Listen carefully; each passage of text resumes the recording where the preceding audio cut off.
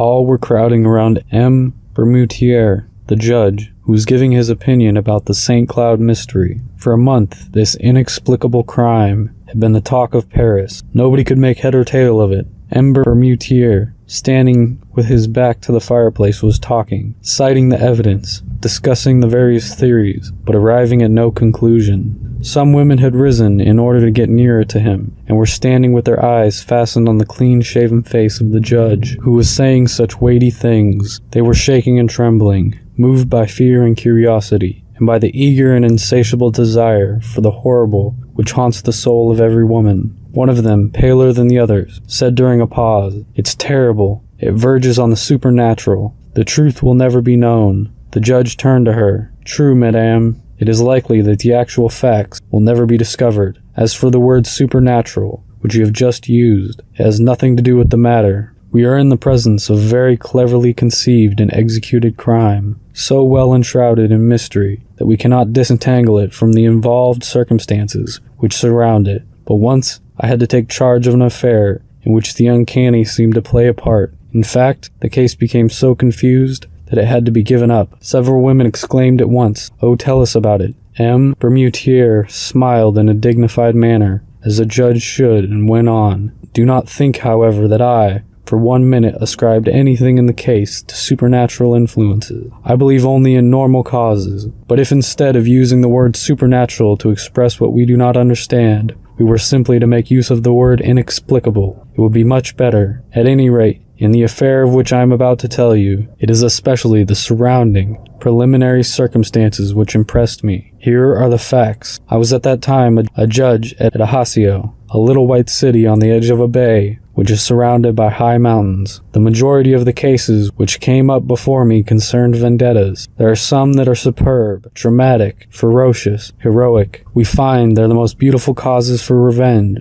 of which one could dream. Enmities hundreds of years old, quieted for a time but never extinguished. Abominable stratagems, murders becoming massacres, and almost deeds of glory. For 2 years I heard of nothing but the price of blood, of this terrible Corsican prejudice, which compels revenge for insults meted out to the offending person and all his descendants and relatives. I had seen old men, children, cousins murdered. My head was full of these stories. One day I learned that an Englishman had just hired a little villa at the end of the bay for several years. He had brought with him a French servant, who he had engaged on the way at Marseilles. Soon this peculiar person, living alone, only going out to hunt and fish, aroused a widespread interest. He never spoke to anyone, never went to the town, and every morning he would practice for an hour or so with his revolver and rifle. Legends were built up around him. It was said that he was some high personage, fleeing from his fatherland for political reasons. Then it was affirmed that he was in hiding after having committed some abominable crime. Some particularly horrible circumstances were even mentioned.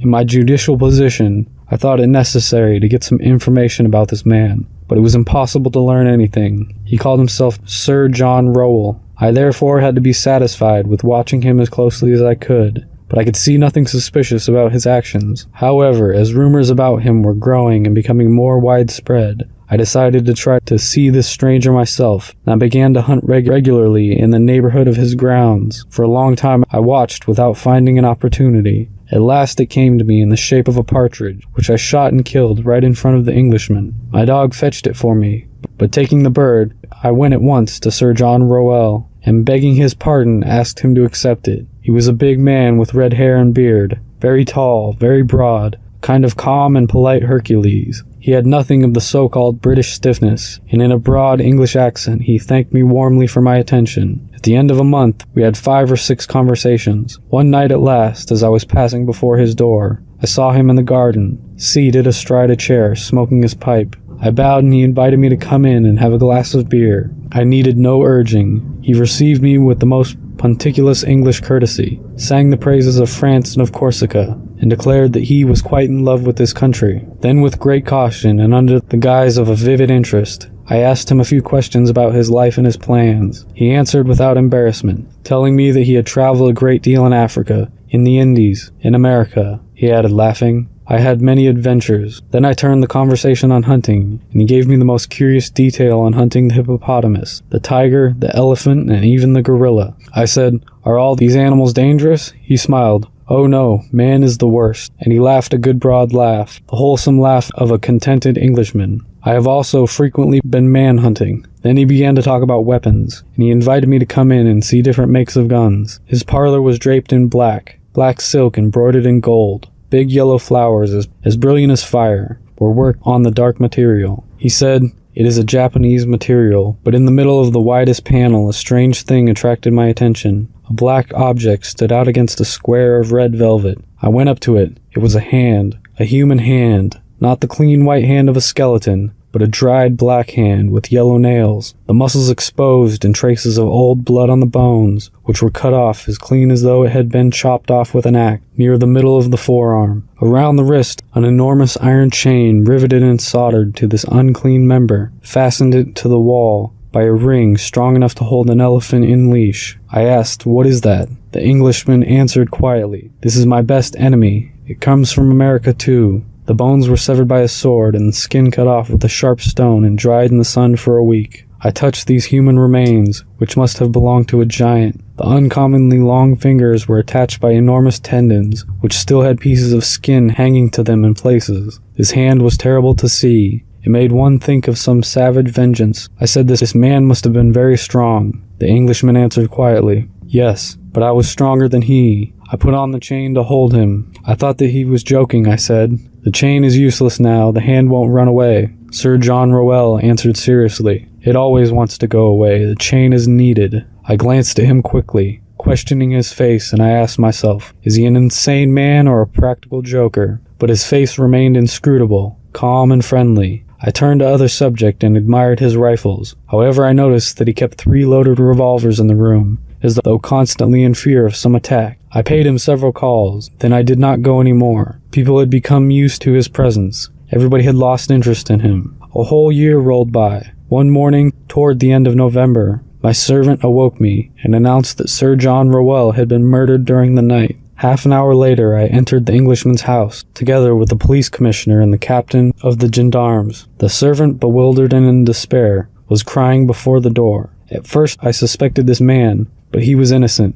The guilty party could never be found. On entering Sir John's parlor, I noticed the body stretched out on its back in the middle of the room. His vest was torn. The sleeve of his jacket had been pulled off. Everything pointed to a violent struggle. The Englishman had been strangled. His face was black, swollen and frightful, and seemed to express a terrible fear. He held something between his teeth, and his neck pierced by 5 or 6 holes, which looked as though they had been made by some iron instrument, was covered with blood. A physician joined us. He examined the finger marks on the neck for a long time, and then made his strange announcement. "It looks as though he had been strangled by a skeleton." A cold chill seemed to run down my back, and I looked over to where I had formerly seen the terrible hand. It was no longer there. The chain was hanging down broken. I bent over the dead man, and in his contracted mouth I found one of the fingers of this vanished hand, cut, or rather sawed off by the teeth down to the second knuckle. Then the investigation began. Nothing could be discovered.